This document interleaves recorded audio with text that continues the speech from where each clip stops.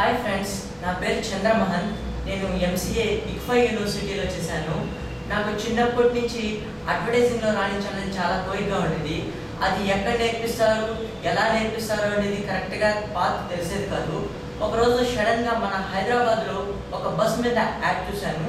Hyderabad advertising institute అని ఉంది. ఆ ఇన్స్టిట్యూట్కి వచ్చి details కనుక్కున్నాను.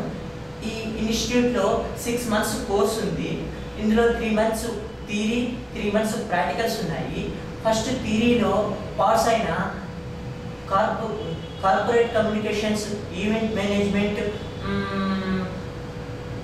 Creative department, art department, ఇవి అన్నీ చెప్తున్నారు.